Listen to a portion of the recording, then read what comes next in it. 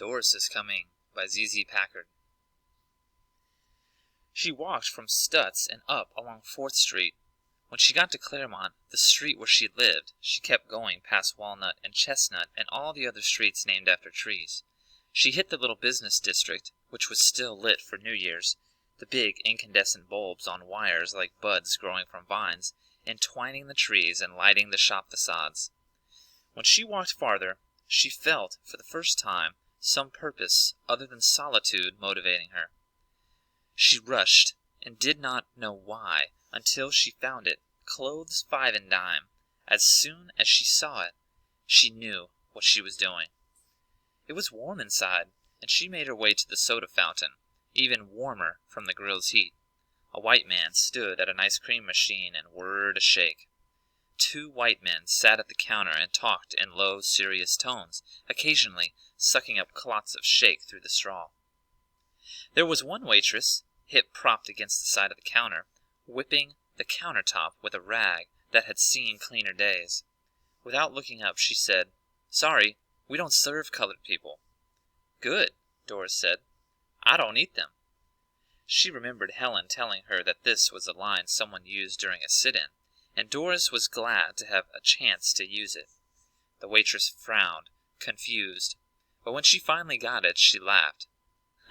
"Seriously, though," the waitress said, turning solemn, "I can't serve you." The 2 men, talking, looked over at her and shook their heads. They began talking again, occasionally looking over at Doris to see if she'd left. "What if I stay?"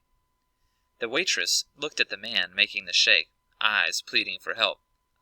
I don't know. I just don't make the rules, and I feel sorry for you, but I don't make 'em." The man walked over with the shake and gave it to the waitress, who bent the straw towards herself and began to drink it. "Look," the man said to Doris, "I wouldn't sit here. I wouldn't do that." "You wouldn't?" "I wouldn't if I were you." She sat, shaking. She brought out her world history book. She'd made a book cover for it with a paper bag, and she was glad that she'd done it, because she was sweating so much that it would have slipped from her hands otherwise. She set it on the counter, opened it, as if she did this every day, at this very shop, and tried to read about the Habsburgs, but couldn't. It occurred to her that other students who did sit-ins were all smarter than she.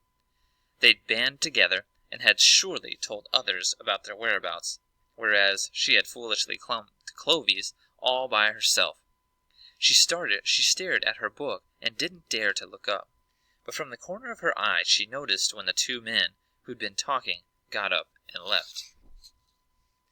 The man at the ice cream machine made himself some coffee and beckoned the waitress to him. When he whispered something to her, she swatted him with the rag, laughing. Once Doris felt the numbness settle in her. She felt she could do it. She tried at the Habsburgs again. The waitress said, "Student? High school?" "Yes, ma'am. Central." "My daughter's over at Iroquois. We played them last Friday." Doris didn't know what the scores were.